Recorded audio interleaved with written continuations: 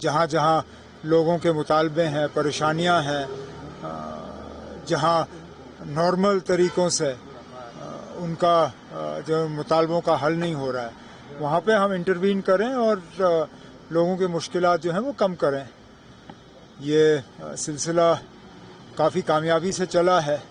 बीच बीच में जो फीडबैक मिलता है उसको लेके हम इसको और ज़्यादा जो है मजबूत करने की कोशिश करते हैं।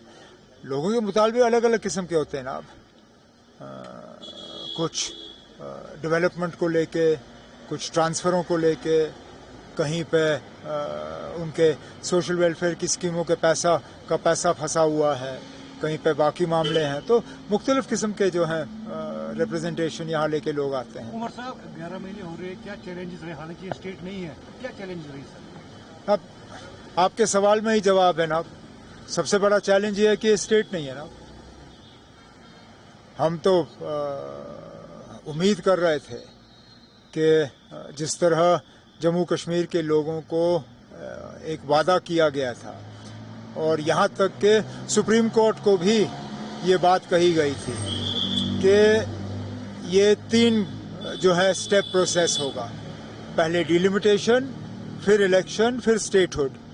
डिलिमिटेशन भी हुआ, इलेक्शन भी हुए, लोगों ने बढ़ चढ़ के इलेक्शन में हिस्सा लिया। अब चलिए, बीजेपी की बदकिस्मती वो जीत नहीं पाए, लेकिन उस बात की सज़ा तो जम्मू कश्मीर के लोगों को दी नहीं जा सकती। कहीं ऐसा लग रहा है कि क्योंकि जम्मू कश्मीर के लोगों ने यहाँ बीजेपी की हुकूमत नहीं बनाई, इसलिए अब जम्मू कश्मीर के लोगों को स्टेटहुड नहीं मिलेगा। ये जम्मू कश्मीर के लोगों की ज़्यादती है ना, क्योंकि कहीं पे भी ये नहीं कहा गया था कि नतीजे बीजेपी के हक में हो तब स्टेटहुड मिलेगा। यहाँ बदकिस्मती से अब देखा जा रहा है कि स्टेटहुड और इन चीज़ों की मुखालफत अगर कहीं से हो रही है तो बीजेपी की तरफ से हो रही है। 20% है, शिकारा वाले चेंज कर रहे हैं, हाउस बोर्ड वाले रो रहे हैं। सब रो रहे हैं ना, सब रो रहे हैं। हमारी तो लगातार कोशिश रही कि टूरिज़्म दोबारा से शुरू हो, और हम उम्मीद भी कर रहे थे कि ये पूजा सीज़न जो है, पूजाओं के बाद वेस्ट बंगाल, कलकत्ता वगैरह से जो है टूरिस्ट दोबारा आना शुरू हो जाएंगे। लेकिन जिस तादाद में हम उम्मीद कर रहे थे उस तादाद में अभी लोग आए नहीं। हमारी कोशिशें तो जारी रहेंगी, देखते हैं क्या होता है। Sir, I love Mohammad controversy बढ़ रहा है बाहर। क्यों? बहुत सारे स्टेट्स में इनको अरेस्ट किया यूथ को। किस लिए? अब इसमें लिखने में किसी को एतराज़ क्यों? ये 3 अल्फाज लिखने में किसको एतराज़ हो सकता है? मेरी समझ में नहीं आता ना। ये 3 अल्फाज लिखने पे ये गिरफ्तारी की वजह कैसे बनती है? ये अब आप इसका मतलब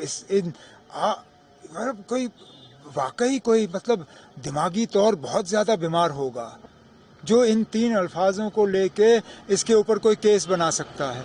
इस पर तो कोई केस, और मैं तो चाहूँगा कि अदालत फटाफट इस चीज़ को जो है दुरुस्त करें। ये कहीं पे भी ये 3 अल्फाज लिखने, आई लव मोहम्मद, कहाँ से गैर कानूनी है ना?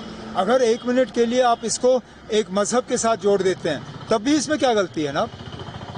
क्या बाकी मज़हब जो हैं अपने रहनुमा, अपने जो मजहबी जो हमारे ये हैं, हाँ, उनके बारे में नहीं लिखते? क्या हमारे जो सिख भाई बहन हैं अपने गुरुओं के बारे में नहीं लिखते?